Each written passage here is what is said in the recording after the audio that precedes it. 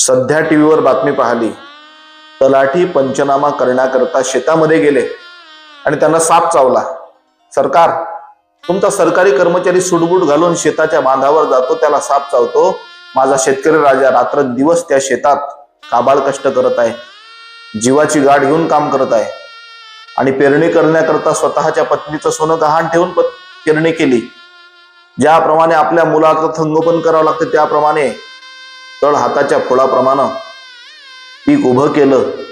शेतकरी कर्जबाजारी झाला, आसमानी संकट आलं, पूर्ण पीक पाण्यामध्ये बुडालं। एवढंच नाही, दावणीचे जनावर दावणीला बांधलेले राहिले, दावणीला जनावर मरण पावले, संसार उघड्यावर आला, शेतकऱ्याचा संसार उद्ध्वस्त झाला आणि ज्यांना मदत करायची होती त्या मंदिरांनी तुम्हाला भरभरून मदत केलेली आहे।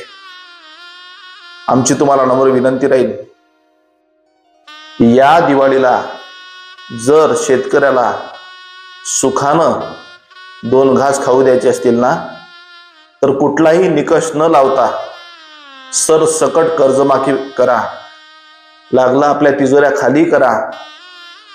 माझा शेतकरी राजा दिवाळीच्या वेळेला एकदा पांडुरंगाचं दर्शन घेणार नाही, पण तुम्ही जर कर्जमाफी केली ना, तर तुमच्या नाव घेऊन गोड घास खाल्ल्याशिवाय राहणार नाही। रामकृष्ण हरी।